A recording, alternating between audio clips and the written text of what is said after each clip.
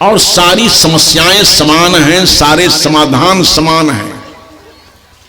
इसलिए अलग से कुछ माताओं के लिए कहा जाए, पुरुष के लिए कहा जाए, ऐसा कोई विषय नहीं है।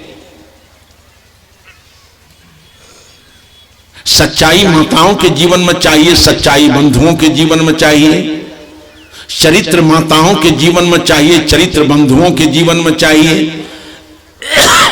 बंधुओं को चरित्रवान होना चाहिए तो माताओं को चरित्रवती होनी चाहिए, चरित्रवती होना चाहिए उनको। तो भौतिक जीवन में जितनी सारी समस्याएं हैं उसके समाधान भी एक से हैं। समयाभाव है। एक समस्या है शांति, पुरुष को चाहिए, शांति महिला को भी चाहिए, स्त्री को भी चाहिए। आप पूरा काल के साहित्य को पढ़कर देखें, जहां ध्यान, साधना, त्याग, वैराग्य, उपरामता से तमाम ऋषियों ने शांति का अनुभव किया, वहीं ऋषिकाओं ने भी जो काम मीरा ने किया, जो काम शबरी ने किया, और पीछे जाइए वैदिक काल में जो काम ऋषियों ने किया वही काम मैत्रेयी ने किया, वैदिक ऋषिकाओं ने किया। दोनों का समान काम शांति चाहिए। तो पुरुषों को भी चाहिए साधना करे और नारियों को भी चाहिए साधना करे। एक जगह लिखा है कि नारियों को गुरु करने की जरूरत नहीं है, बस पति का पूजन करे, वंदन करे, अर्चन करे, उसी से उसको मुक्ति मिल जाएगी। ये बात बहुत विवेक सम्मत नहीं है। मैंने कहा पत्नी पति के लिए सेवा परायणा हो, पति भी पत्नी के प्रति प्रेम परायण हो, पत्नी के अंदर पति के प्रति सेवा भावना हो, तो प्रत्येक पति के अंदर पत्नी के प्रति प्रेम भावना हो। लेकिन पति का जीवन अगर हम अत्यंत अध्यात्ममय है, जैसा कि आप भारतवर्ष के समाज को देखते हैं, याज्ञवल्क्य जी और मैत्रेयी, मैत्रेयी को किसी गुरु के पास जाने की जरूरत नहीं पड़ी। आप लोग ऐसा बनिए। मैत्रेयी और कात्यायनी, याज्ञवल्क्य की दो पत्नियां। याज्ञवल्क्य ने एक दिन दोनों पत्नियों के सामने कहा कि तुम लोग संपत्ति का आपस में बंटवारा कर लो। रुचिनांग वैचित्र्यात्। कात्यायनी खुश हो गई, कहा जल्दी बांट दीजिए। इन मैत्रेयी तो बहुत विलक्षण थी। मैत्रेयी ने कहा याज्ञवल्क्य से, आप लोग भी ऐसा दंपति बनो, ऐसा स्त्री पुरुष बनो, आप लोग भी, क्योंकि आप ही के भारतीय समाज की ये कहानी है, घटना है। मैत्रेयी ने कहा कि जो संपत्ति हम लोगों को आप दिए जा रहे हैं, तो आप कहां जा रहे हैं? कहा हम तन तल से, मन तल से, इंद्रिय तल से ऊपर उठ करके आत्म तल का जीवन जीना चाहते हैं। हम विशेष जीवन जीने जा रहे हैं। ध्यान दीजिए, याज्ञवल्क्य जी ने कहा मैत्रेयी से, इंद्रिय तल, तन तल, मन तल से ऊपर उठ करके आत्म तत्व तल का अनुसंधान करने जा रहे हैं, हम विशेष जीवन जीने जा रहे हैं। मैत्रेयी ने कहा कि जो संपत्ति हम लोगों के बीच छोड़े जा रहे हो, वो संपत्ति से हमको शांति मिल जाएगी क्या? कैसा अनोखा दाम्पत्य जीवन इस भारतवर्ष का। मैत्रेयी ने कहा कि जो संपत्ति हम लोगों के लिए छोड़े जा रहे हो, उस संपत्ति से हमको शांति मिल जाएगी। तो याज्ञवल्क्य जी ने कहा कि देखो प्रिय, संपत्ति से शांति नहीं मिलती है। जीवन जीने की सुविधा होती है। बढ़िया कपड़ा ले लो, बढ़िया मकान बना लो, बढ़िया गाड़ी खरीद लो। बढ़िया मकान में, बढ़िया कपड़ा में, दुनिया के सारे बढ़िया ऐश्वर्य में शांति नहीं है, केवल जीवन जीने की सुविधा है। तब मैत्रेयी ने कहा कि जेनाहं नामृता श्याम किम हम तेन कुर्याम अतः जदे भगवान वेद तदे में ब्रूहि। जिस संपत्ति से मुझे अमरता नहीं मिलेगी, जिस संपत्ति से मुझे शांति नहीं मिलेगी, किम हम तेन कुर्याम, उस संपत्ति को लेकर मैं करूंगी क्या। अतः जदे भगवान वेद तदे में ब्रूहि। जिस सत्य की झलक आपको मिली है वही बात हमसे बता क्यों नहीं देते हो। तो याज्ञवल्क्य जी ऐसे प्रज्ञावान पुरुष थे। उन्होंने कहा देखो प्रिय, व्यवहार में हमसे तुमको सहयोग होता है, तुमसे हमको सहयोग होता है। व्यवहार में हमसे तुमको सुविधा है, तुमसे हमको सुविधा है। अगर शांति चाहती हो तो तुम्हारी शांति हम में नहीं है और हमारी शांति तुम में नहीं है। उपनिषद बहुत सी हैं, लेकिन सभी उपनिषदों में यह प्रसंग एक ही जगह है। यह अद्भुत प्रसंग है। याज्ञवल्क्य ने कहा अपनी पत्नी से कि शांति अगर चाहते हो तो तुम्हारी शांति हम में नहीं है और हमारी शांति तुम में नहीं है। हमसे तुमको जीवन जीने में सुविधा होती है, हमसे तुमको जीवन जीने में सुविधा होती है। अगर शांति चाहते हो तो अपनी तरफ लौट जाओ। अब गुरु की क्या जरूरत है, यही गुरु तो बताएंगे। गुरु यही तो दिशा देते हैं कि भोग की दिशा क्या है, योग की दिशा क्या है, सुविधा की दिशा क्या है, शांति की दिशा क्या है।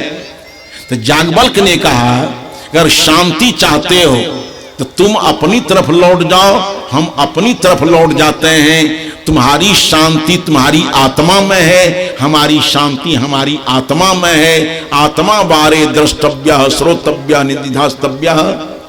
आत्मा ही सुनने योग्य है, आत्मा ही समझने योग्य है और आत्मा में ही स्थिर होना हम लोगों के लिए योग्य है। अगर पति ऐसा मिल जाए कि पत्नी को सही अध्यात्म बोध दे दे,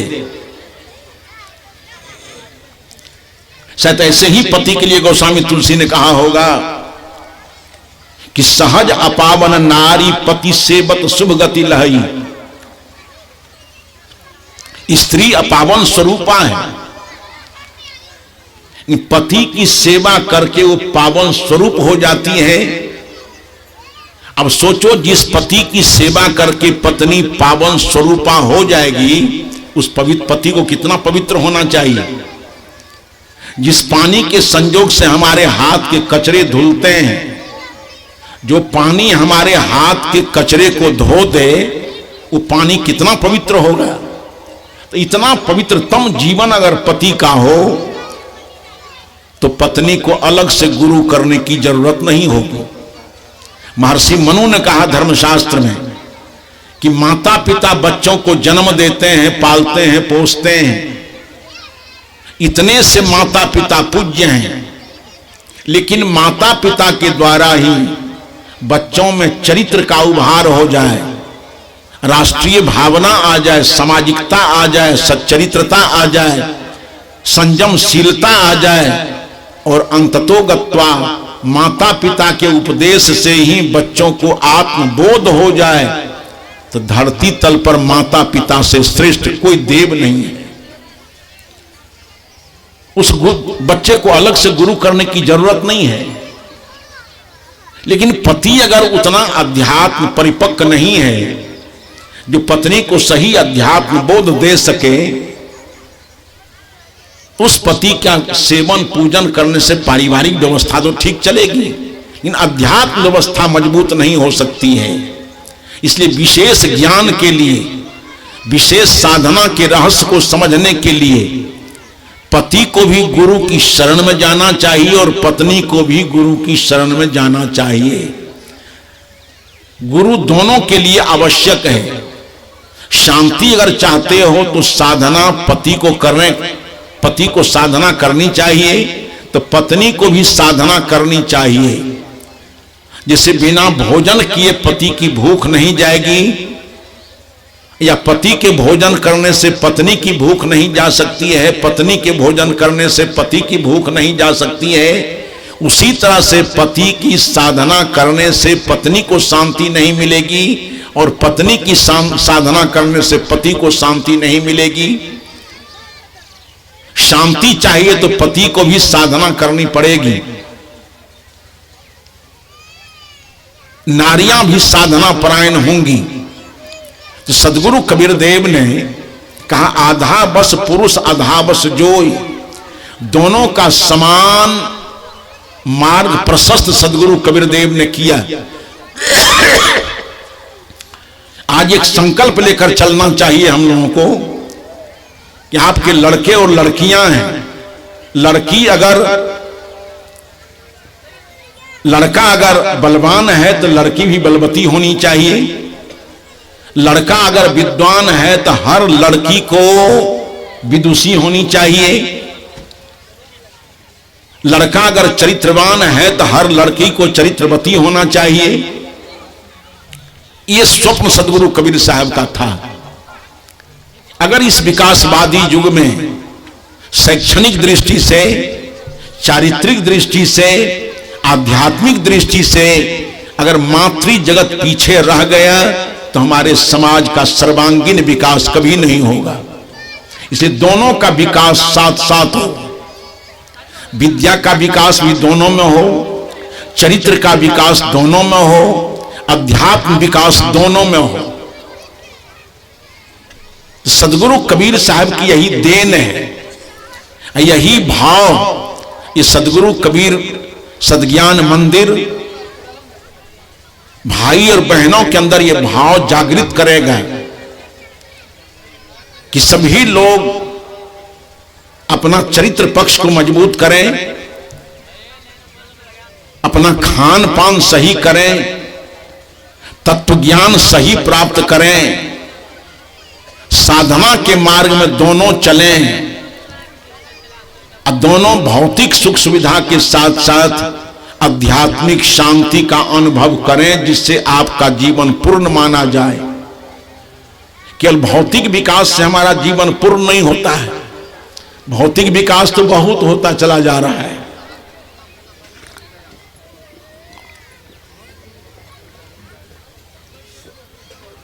बढ़िया बढ़िया गाड़ी पर चढ़ते हैं, बढ़िया बढ़िया महल बना लिए हैं, बहुत ज्यादा भौतिक विकास कर लिए हैं। लेकिन रात में नींद आराम से आती है क्या? जितना भय में समाज इस समय जी रहा है, मानव जीवन का इतिहास पढ़ करके देखो, इतना भय में समाज कभी पहले नहीं जीता था। भौतिक विकास तो हो गया, लेकिन निर्भयता का जीवन हमारे पास है। निर्भय होकर घर के केवाड़ी खोल करके रात में हम सो सकते हैं क्या? देखो ना जूता चप्पल को, बहुत आदमी ऐसे हैं कि जहां बैठा है वहीं चप्पल को सियाए हुए हैं। अब एक महिला को देखा, संतोष उसको नहीं हुआ तो चप्पल को हाथ में लेती लेती आई, अब पाल के नीचे चप्पल रख करके उसी को व्यास गद्दी बना करके उसी पर बैठ गई। काहे? वो समझती होगी कि सत्संग पंडाल में सभी लोग सत्संग सुनने ही नहीं आए हैं। उनकी आप बीती कहानी है कि सत्संग पंडाल में सभी लोग सत्संग सुनने ही नहीं आते हैं। बहुत से लोग ऐसे भी सत्संगी हैं कि साल में 4 सत्संग मिल जाए तो उसके जूते चप्पल पुराने नहीं होते हैं।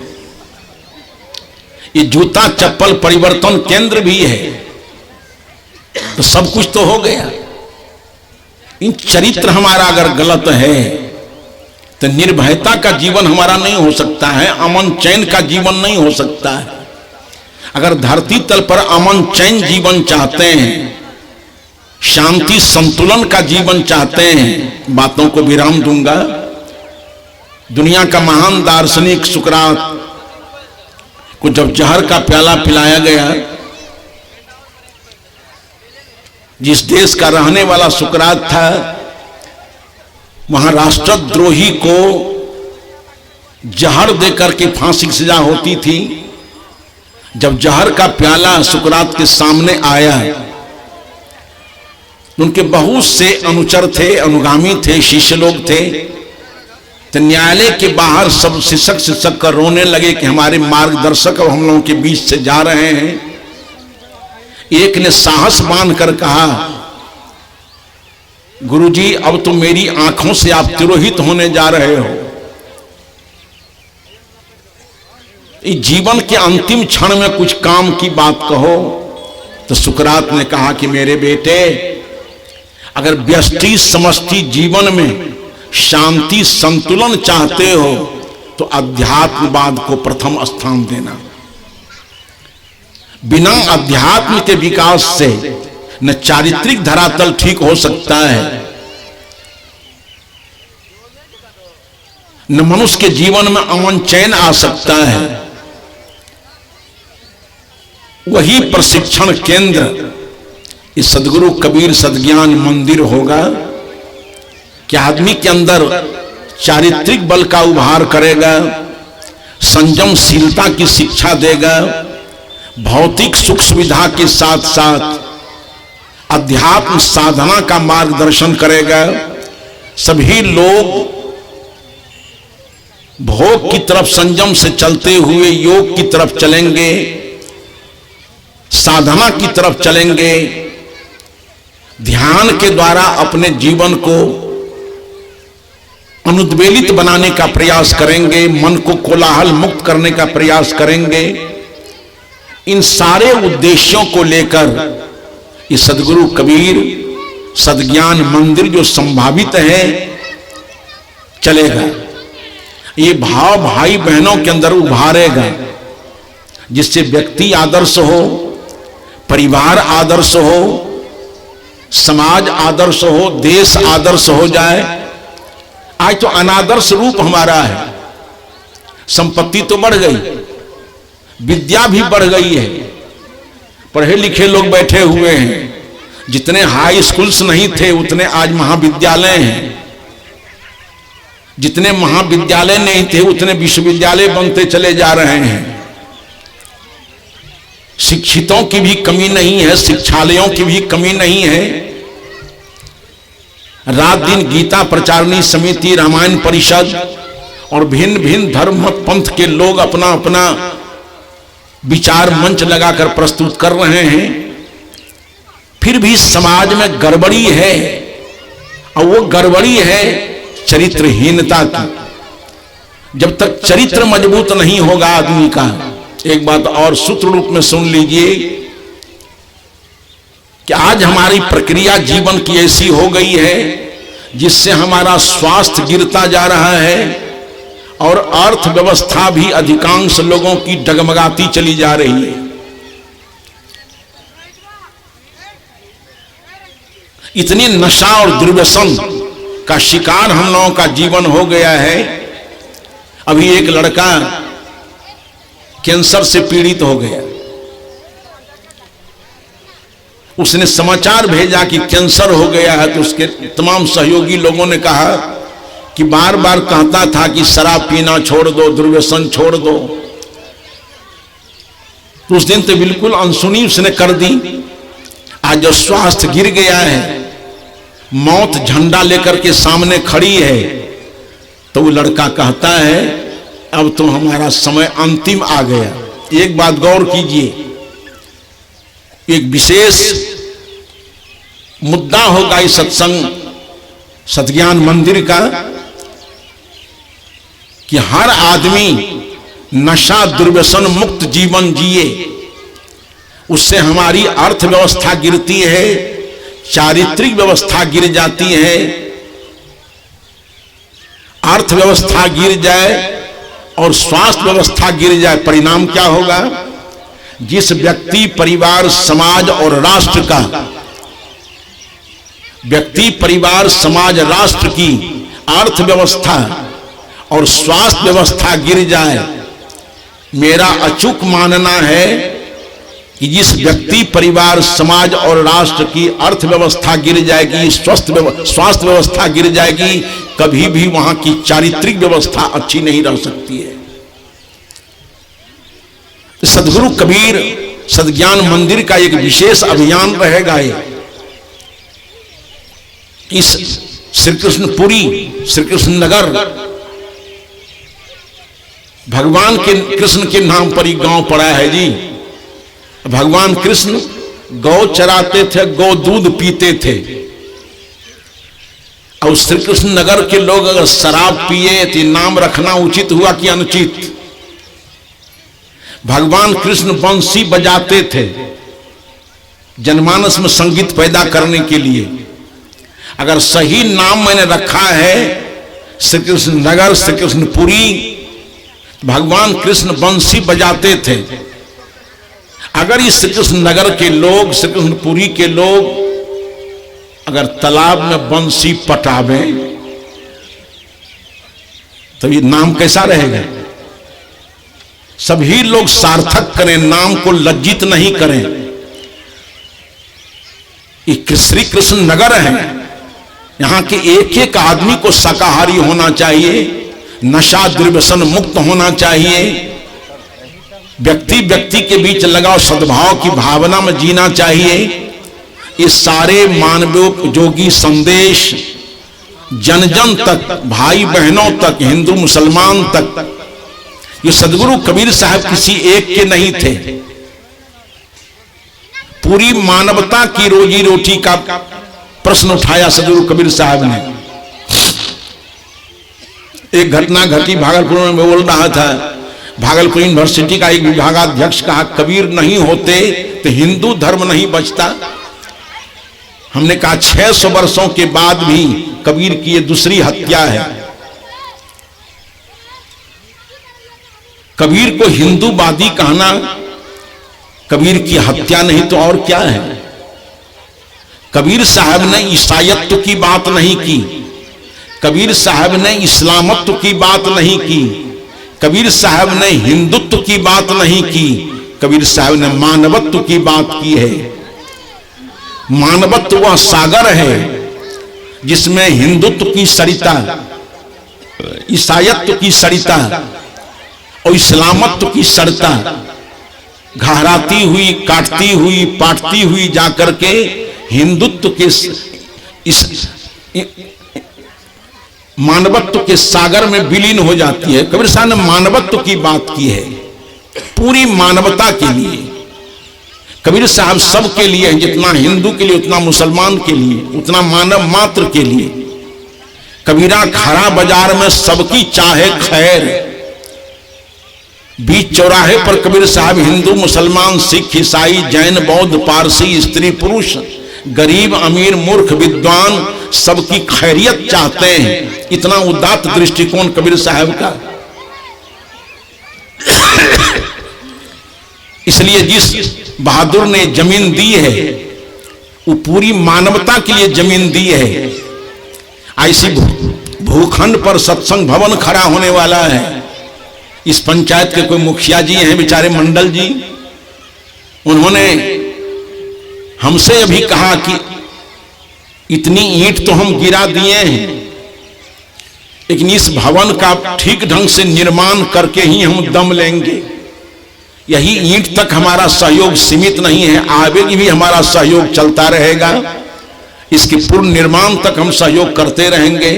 सारे लोगों के मन में उभार हो रहा है कि कबीर मानवता का रक्षक है, मानव मात्र के सही दिशा देने वाले सदगुरु कबीर साहब हैं। इसलिए पूरी मानवता के त्राण के लिए ये सदगुरु कबीर सद्ज्ञान मंदिर श्री कृष्णपुरी, श्री कृष्ण नगर की पवित्र धारा पर खड़ा होने की संभावना है। आप निश्चित इसमें सहयोग करेंगे, अपने लिए करेंगे, अगर आने वाली पीढ़ी के लिए करेंगे, पीढ़ी दर पीढ़ी की सुव्यवस्था के लिए, उसके मार्गदर्शन के लिए इस सदगुरु कबीर सद्ज्ञान मंदिर के निर्माण में भाई बहन गरीब अमीर सब लोग। अब मुखिया जी ने 1000 ईंटा ला करके रख दिया तो कोई कहे कि अब हम कैसे कहेंगे, हम 25 रुपया देंगे। कोई कैसे कहेगा कि हम एक ट्रक बालू दे देते हैं, कहां ईंटा दे दिया तो बालू तालू कैसे क्या होगा, ऐसा मत सोचिए। महामना मालवीय जी जब विश्वविद्यालय हिंदू यूनिवर्सिटी की स्थापना के लिए चले तो सबसे पहले दरभंगा महाराज ने 1 लाख रुपए दिया और काशी नरेश ने, और दोनों को बाएं दाएं ले लिए। मालवीय जी कहा तुम दोनों मेरे साथ भीख मांगने के लिए चलो। एक दिन काशी की नगरी में एक बूढ़ी को पता चला, वृद्धा औरत को, कि मालवीय जी बड़का स्कूल बना रहे हैं। उसको क्या पता कि यूनिवर्सिटी क्या होती है, विश्वविद्यालय क्या होता है। महिला ने 2-2.5 किलो क्या होता है कोदो जिसको कहते हैं, कोदो चीनी, आंचल में कोदो लेकर के मालवीय जी को गली से जाते हुए पुकारा। उसने कहा कि मालूम हो रहे है कि तुम बड़का विद्यालय बना रहा है, तो हमरो इतना सहयोग लेते जा। उस समय 2 अन्नी चलती थी, एक 2 अन्नी और कोदो। मालवीय जी ने उस वृद्धा को हृदय से लगा लिया, कहा कि 1-1 लाख रुपए काशी नरेश और दरभंगा महाराज ने दिया है, तो मुझे संदेह था कि विश्वविद्यालय बनेगा। जब ये कोदो में और 2 अन्नी में गति आ गई तो इस विश्वविद्यालय को बनने से कोई रोक नहीं सकता है। इसलिए मुखिया जी ने 1 ट्रक ईंटा दे दिया, तो हम हिम्मत नहीं हारे, हम 25 रुपए देंगे। 25 रुपए का योगदान कम नहीं होगा। हमारी माताएं बैठी हुई हैं, रोज सुबह शाम खाली मुठिया निकाल दे सदगुरु कबीर सदज्ञान मंदिर के उत्कर्ष के लिए। अगर 100 घर में भोजन बनता है, 100 माताएं अगर सुबह शाम 1-1 मुट्ठी रखे तो 200 मुट्ठी चावल तो हो जाएगा। इस आश्रम को बनने से रोकेगा कौन, इसके विकास को रोकेगा कौन। हम लोग हृदय में ये भाव बना लें कि अपने लिए, अपने आगे आने वाली पीढ़ी के लिए इस सदगुरु कबीर सदज्ञान मंदिर की स्थापना करेंगे। हम नहीं रहेंगे, हमारे आगे आने वाली पीढ़ियां रहेंगी, वो इससे ज्ञानालोक प्राप्त करती रहेंगी, वो आत्मीयता की शिक्षा लेती रहेगी, चरित्र की शिक्षा लेती रहेगी, सही जीवन जीने की प्रेरणा लेती रहेगी। ऐसा धर्म स्थल तो हमारे गांव में होना चाहिए। मैंने थोड़ा निवेदन आपके सामने किया कि सदगुरु कबीर की देन क्या है। एक पक्ष मैंने थोड़ी चर्चा की, नारी और पुरुष की समानता, दोनों का एक साथ बौद्धिक, चारित्रिक, शैक्षणिक, आध्यात्मिक उत्कर्ष सदगुरु कबीर साहब के विचारों में निहित है। थोड़ी चर्चा उसी पर मैंने की। सभी लोग अपने अपने जीवन पर ध्यान दें, सदगुरु कबीर के विचारों को आत्मसात करें, अपने जीवन को चरित्रवान बनाएं, संयमशील बनाएं, नशा दुर्व्यसन मुक्त बनाएं, मातृ पितृ भक्ति परायण बने, समाज सेवी हों, राष्ट्र सेवी हों, और सभी तरह से इन नियमों पर चल करके हम अपने देश के व्यक्ति को, परिवार को, समाज को, राष्ट्र को आदर्श बनाएं। बस इन्हीं शुभकामनाओं के साथ देता हूं विराम अपनी बातों को।